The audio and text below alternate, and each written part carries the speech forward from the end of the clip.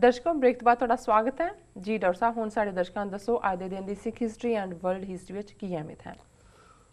सिख इतिहास के हवाले नाल 1553 च गुरु अमरदास जी अपने सिखां दे वड्डे जथे दे नाल कुरुक्षेत्र और यूपी के होर इलाकों सिक्खी प्रचार लई गए जी। ते उह समां सी भी कुरुक्षेत्र दे विच मेला चल रहा सी, शायद सूरज ग्रहण नाल संबंधित, और उन्हां दी मेले दे उत्ते जिहड़ा है वो जजिया लाया जांदा सी। जजिया सी कि जी धार्मिक टैक्स जिहड़े ने भी मेले ते आने। सो जदों गुरु अमरदास जी भी उस वैन्यू वल जिहड़े ने गुजरे तो जिहड़े उत्थे बैठे सी टै उन्होंने कहा जी ये जिहड़ा तुसीं टैक्स दिओ जजिया। तो गुरु साहब ने कहा भाई असीं तां हिंदू नहीं हैगे, साडा तां अपना गुरु नानक दा धर्म है और ये जिहड़े तुहाडे इत्थे आए ने उन्हां तो लै लो, असीं नहीं देना क्योंकि नहीं है। सो ये इतिहासक सच्चाई है। कई बार हुणे ही आर्टिकल 25 की गल कीती है जां ये मोहन भागवत और दूजे जिस काम ते लगे हुंदे ने। सो ये मार्ग पहले दिन तो ही रहा कि और गुरु अमरदास जी ने जिस तरीके दे नाल बेशक 84 पौड़ियां वाला गोइंदवाल साहब की स्थापना है, सती का एंड करना है और 22 मंजियां की स्थापना दे नाल सारा ही जिहड़ा इन्हां दा और पंगत का जिहड़ा कानसैप्ट है इस कदर कि पहले पंगत पाछे संगत जी कि ये जिहड़ा इन्हां दा काम है तोड़ो कि भी ये वर्ण आश्रम दे थल्ले नाल बह के नहीं खांदे। सो ये इतिहासक वाक्य 1705 ਦੇ ਵਿੱਚ ਜਿਵੇਂ ਅਸੀਂ ਵਿਚਾਰ ਕਰਕੇ ਹਟੇ ਹਾਂ ਮੇਲਾ ਮਾਘੀ ਮੁਕਤਸਰ ਅੱਜ ਦੇ ਦਿਨ ਹੈ ਜੀ।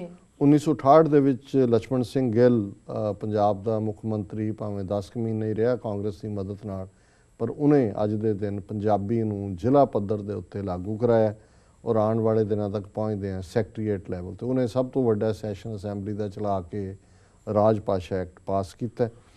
1841 ਦੇ हाँ ये ओवर हो गया जी। वर्ल्ड हिस्टरी के हवाले नाल 1601 ਦੇ ਵਿੱਚ ਚਰਚ ਅਥਾਰਟੀਜ਼ ਨੇ ਰੋਮ ਦੇ ਵਿੱਚ ਇਟਲੀ 'ਚ ਬਹੁਤ ਸਾਰੀਆਂ ਹਿਬਰੀਓ ਜਿਹੜੀ ਕਿ ਯਹੂਦੀਆਂ ਦੀ ਮਾਂ ਬੋਲੀ ਹੈ ਉਹਦੇ ਜਿਹੜੀਆਂ ਸਕ੍ਰਿਪਚਰ ਸੀ ਕਿਤਾਬਾਂ ਸੀ ਉਹਨਾਂ ਨੂੰ ਅੱਗ ਲਵਾਈ ਜੀ। 1784 ਦੇ ਵਿੱਚ ਅਮਰੀਕਾ ਔਰ ਇੰਗਲੈਂਡ 'ਚ ਜਿਹੜੀ 1776 ਦੀ ਡੈਕਲੇਰੇਸ਼ਨ ਆਫ ਇੰਡੀਪੈਂਡੈਂਸ ਤੋਂ ਬਾਅਦ ਲੜਾਈ ਸ਼ੁਰੂ ਹੋਈ ਸੀ, फ्रांस ने जिहड़ा है वो आपस दे विच मीडिएशन करा के ते अज दे दिन जिहड़ी है ट्रीटी हुई कि भी ये साडी वॉर ओवर है जी।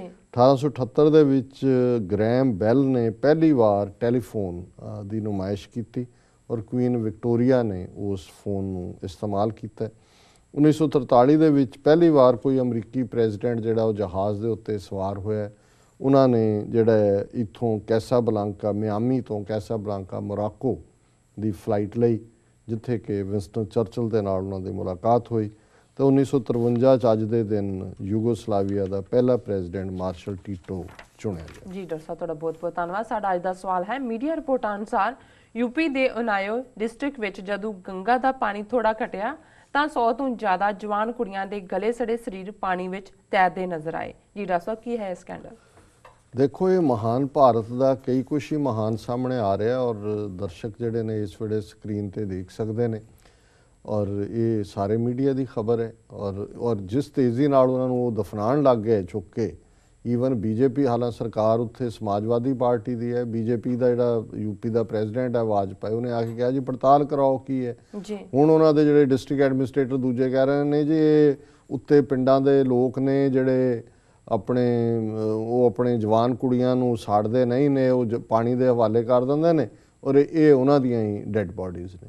और मैं सवेरे ही साडी email sir Kuldeep Singh UK तो उन्होंने लिंक भी भेजे और खबर भी भेजी, अज खैर बाकी मीडिया च भी आ गई। उन्होंने भी कहा भी इनू डिस्कस करो जी। देखो ज़ाहिर है भी ये कोई छोटी गल नहीं है। हुण 100 मोर दैन 100 नंबर किते 104 है किते 108 है जी। और जवान बच्चियां और इक्को वेले कहो जी वो पानी गंगा का सी ते वो घट गया तो वो इक्को वेले इन्नी वड्डी नंबर च की स्कैंडल है जी कि उत्थे कोई इस किस्म का।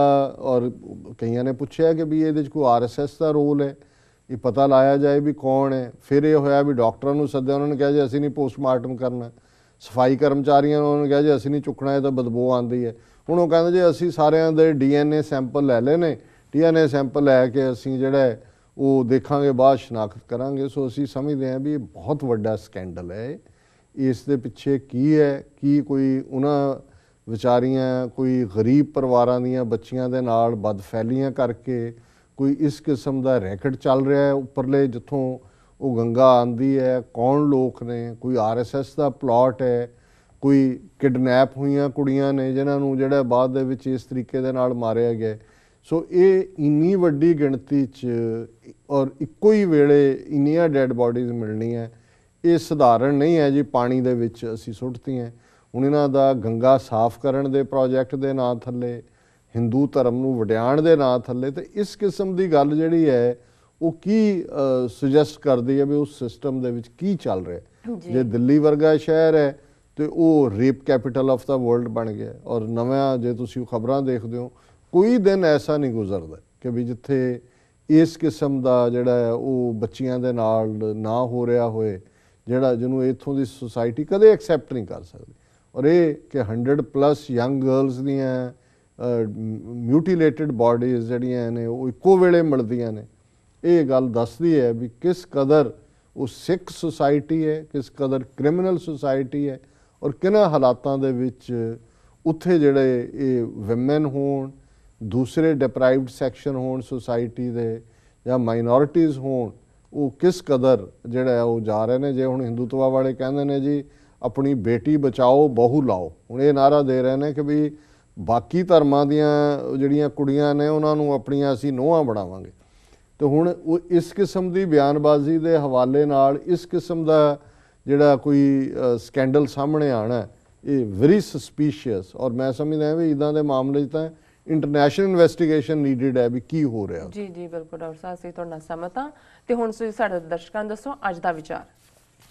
ਦੇਖੋ ਹੁਣ ਅਸੀਂ ਮਾਘ ਮਹੀਨੇ ਦੀ ਵਿਚਾਰ ਕਰਾਂਗੇ। ਪਹਿਲਾਂ ਮਾਘ ਮਹੀਨੇ ਦੀ ਮਾਨਤਾ ਨਹੀਂ ਸੀ, ਤੁਸੀਂ ਹਾਂ ਉਹ 40 ਮੁਕਤਿਆਂ ਦੀ ਸੀ। ਹਾਂਜੀ, ਸੋ ਮਾਝ ਮਹੱਲਾ ਪੰਜਵਾਂ 12ਵਾਂ ਮਾਝ ਅੱਜ ਦਾ ਜਿਹੜਾ ਉਪਦੇਸ਼ ਅੱਜ ਦੇ ਦਿਨ ਦੇ ਹਵਾਲੇ ਨਾਲ ਹੈ ਗੁਰੂ ਅਰਜਨ ਸਾਹਿਬ ਦਾ। ਮਾਘ ਮਜਨ ਸੰਗ ਸਾਧੂਆਂ ਧੂੜੀ ਕਰ ਇਸ਼ਨਾਨ, ਹਰ ਕਾ ਨਾਮ ਧਿਆਏ ਸੁਣ, ਸਭਨਾ ਨੂੰ ਕਰਦਾਨ, ਜਨਮ ਕਰਮ ਮਲ ਉਤਰੈ, ਮਨ ਤੇ ਜਾਏ ਗੁਮਾਨ, ਕਾਮ ਕ੍ਰੋਧ ਨਾ ਮੋਹੀਐ, ਬਿਨਸੈ ਲੋਭ ਸੁਆਨ, ਸੱਚੇ ਮਾਰਗ ਚਲਦਿਆਂ ਉਸਤਤ ਕਰੇ ਜਹਾਨ, 8 60 ਤੀਰਥ ਸਗਲ ਪੁੰਨ, ਜੀ ਦਇਆ ਪ੍ਰਵਾਨ, ਜਿਸ ਨੂੰ ਦੇਵੈ ਦਇਆ ਕਰ, ਸੋਈ ਪੁਰਖ ਸੁਜਾਨ, ਜਿਨਾ ਮਿਲਿਆ ਪ੍ਰਭ ਆਪਣਾ, ਨਾਨਕ ਤਿਨ ਕੁਰਬਾਨ, ਮਾਗ ਸੁੱਚੇ ਸੇ ਕਾਂਢੀਐ,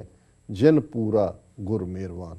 ਸੋ ਮੈਂ ਸਮਝਦਾ ਵੀ ਜੇ ਮੈਂ ਅਖੀਰਲੀ ਤੁਕ ਤੋਂ ਇਸ ਦੀ ਵਿਚਾਰ ਸ਼ੁਰੂ ਕਰਾਂ ਕਿ ਮਾਗ ਸੁੱਚੇ ਸੇ ਕਾਂਢੀਐ, ਕਿ ਉਹੀ ਅਸੀਂ ਤਾਂ ਦੁਨਿਆਵੀ ਜ਼ਬਾਨ 'ਚ ਕਿਦਾ ਹੱਥ ਲੱਗ ਗਿਆ ਜੀ, ਝੂਠਾ ਹੋ ਗਿਆ ਤੇ ਝੂਠ ਸੂਚ ਇਹਦੇ 'ਚ ਪਏ ਹੈ, ਤੇ ਗੁਰੂ ਸਾਹਿਬ ਕਹਿੰਦੇ ਨੇ ਵੀ ਉਹੀ ਸੁੱਚੇ ਨੇ ਮਾਘ ਦੇ ਹਵਾਲੇ ਨਾਲ। ਮਾਘ ਸੁੱਚੇ ਸੇ ਕਾਂਢੀਐ, ਉਹੀ ਇਸ ਲੋਭ ਸਵਾਨ ਤੋਂ, ਇਸ ਝੂਠ ਦੀ ਇਸ ਅੱਗ ਦੇ ਇਸ ਸੰਸਾਰ 'ਚੋਂ ਨਿਕਲ ਸਕਦੇ ਨੇ, ਜਿਨ ਪੂਰਾ ਗੁਰ ਮਿਹਰਬਾਨ। ਜਦੋਂ ਗੁਰੂ ਦੀ ਪੂਰੀ ਮਿਹਰਾਮਤ ਹੁੰਦੀ ਹੈ, ਔਰ ਇਹ ਜਦੋਂ ਅਸੀਂ 40 ਮੁਕਤਿਆਂ ਦੇ ਹਵਾਲੇ ਨਾਲ ਗੱਲ ਕਰਦੇ ਹਾਂ, ਜੇ ਥੋੜ੍ਹਾ ਜਿਹਾ ਹਿੱਲੇ ਤੇ ਗੁਰੂ ਦੀ ਮਿਹਰਾਮਤ ਦੇ ਨਾਲ ਗੁਰੂ ਨੇ ਉਹਨਾਂ ਨੂੰ ਆਪਣੀ ਗੱਲ ਵਕੜੀ 'ਚ ਲੈ ਲਿਆ, ਉਹ ਮੁਕਤ ਹੋ ਗਏ ਔਰ ਹਮੇਸ਼ਾ ਦੇ ਲਈ ਸਾਡੇ ਲਈ ਚਾਨਣ ਮੁਨਾਰਾ ਬਣੇ।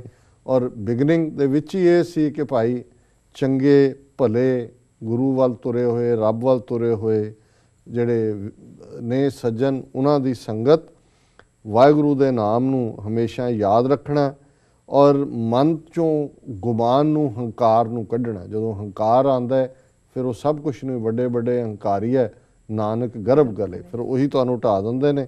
ਤੇ ਜੇ ਮਨ 'ਚੋਂ ਕੱਢ ਕੇ ਗੁਰੂ ਦੇ ਅੱਗੇ ਆਪਾ ਅਰਪਣ ਕਰ ਦਈਏ ਤਾਂ ਕਾਮ ਕ੍ਰੋਧ ਨਾ ਮੋਹੀ ਹੈ, ਬਿਨਸੈ ਲੋਭ ਸੁਆਨ, ਫਿਰ ਵਕਾਰ ਤੁਹਾਡੇ ਮਨ ਨੂੰ ਪਾਉਂਦੇ ਨਹੀਂ। ਔਰ ਇਹ ਲੋਭ ਦਾ ਕੁੱਤਾ, ਸਵਾਨ ਕੁੱਤੇ ਨੂੰ ਕਹਿੰਦੇ ਨੇ, ਕਿ ਇਹ ਜਿਹੜਾ ਲੋਭ ਹੈ, ਗਰੀਡ ਹੈ, ਹਾਏ ਹਾਏ ਹਾਏ ਹਾਏ ਪਿਆ, ਸਹਿਜ ਖਟੇ ਲੱਖੋ ਉਠ ਧਾਵੇ, ਤ੍ਰਿਪਤ ਨਾ ਆਵੇ ਮਾਇਆ ਪਾਛੇ ਪਾਵੇ। ਇਸ ਤੋਂ ਇਹੀ ਛੁਟਕਾਰਾ ਹੁੰਦਾ। ਸੱਚੇ ਮਾਰਗ 'ਤੇ ਚੱਲਦੇ ਆ, ਸਾਰੇ ਪਾਸੇ ਉਸਤਤ ਹੁੰਦੀ ਹੈ। 8 60 ਤੀਰਥ, 8 ਤੇ 60 68 ਹਿੰਦੂਆਂ ਦੇ ਤੀਰਥ ਨੇ, ਪਰ ਜੇ ਅਸੀਂ ਸੱਚਾ ਰਸਤਾ ਚੁਣ ਲਈਏ ਤੇ ਫਿਰ ਇਹੀ 68 ਤੀਰਥ ਜਿਹਦੇ 'ਚੋਂ ਇਹ ਹਾਸਲ ਨਹੀਂ ਕਰ ਪਾਉਂਦੇ, ਉਹ ਵੀ ਹਾਸਲ ਹੁੰਦੇ ਤੇ ਫਿਰ ਜਿਨ੍ਹਾਂ ਮਿਲਿਆ ਪ੍ਰਭ ਆਪਣਾ ਨਾਨਕ ਤਿਨ ਕੁਰਬਾਨ, ਗੁਮਾਨ ਦਾ ਜਾਣਾ ਸੱਚੇ ਗੁਰੂ ਦੀ ਪੂਰੀ ਮਿਹਰਬਾਨੀ ਤੇ ਗੁਰੂ ਦੇ ਅੱਗੇ ਆਪਾ ਸਮਰਪਣ। ਇਹੀ ਹੈ ਮਾਘ ਮਜਨ ਸੰਗ ਸਾਧੂਆਂ ਧੂੜੀ ਕਰ ਇਸ਼ਨਾਨ। ਫਿਰ ਇਹ ਜਿਹੜਾ ਦਿਨ ਹੈ, ਇਹ ਮਹੀਨਾ ਹੈ, ਇਹ ਸਫਲ ਹੈ। ਜੀ ਡਾਕਟਰ ਸਾਹਿਬ, ਤੁਹਾਡਾ ਬਹੁਤ ਬਹੁਤ ਸ਼ੁਕਰੀਆ। ਤੁਸੀਂ ਅੱਜ ਦਾ ਵਿਚਾਰ ਸਾਡੇ ਦਰਸ਼ਕਾਂ ਨਾਲ ਸਾਂਝਾ ਕੀਤਾ। ਇਸ ਨਾਲ ਆਪਣੇ ਵਿਊਅਰਸ ਕੋਲ ਲੈਣੇ ਇਜਾਜ਼ਤ। ਵਿਊਅਰਸ, ਤੁਹਾਡਾ ਬਹੁਤ ਬਹੁਤ ਸ਼ੁਕਰੀਆ। ਤੁਸੀਂ ਆਪਣੇ ਕੀਮਤੀ ਸਮੇਂ ਵਿੱਚ ਸਮਾਂ ਕੱਢ ਕੇ ਸਾਨੂੰ ਆਪਣੀ ਰਾਏ ਤੇ ਸੁਝਾਅ ਭੇਜੇ ਤੇ ਇਸ ਤਰ੍ਹਾਂ ਭੇਜਦੇ ਰਹਿਣਾ ਸਾਡੇ ਇਸ ਪਤੇ ਤੇ sos@tvh4.tv ਤੇ। ਅਸੀਂ ਆਪਣਾ ਪ੍ਰੋਗਰਾਮ ਲੈ ਕੇ ਫਿਰ ਦੁਬਾਰਾ ਹਾਜ਼ਰ ਹੋਵਾਂਗੇ। ਤਦ ਤੱਕ ਲਈ ਮੈਨੂੰ ਤੇ ਆਪਣੇ ਡਾਕਟਰ ਸਾਹਿਬ ਨੂੰ ਆਗਿਆ ਦਿਓ ਤੇ ਬੁਲਾ ਦਿਓ ਫਤਿਹ। ਵਾਹਿਗੁਰੂ ਜੀ ਕਾ ਖਾਲਸਾ, ਵਾਹਿਗੁਰੂ ਜੀ ਕੀ ਫਤਿਹ।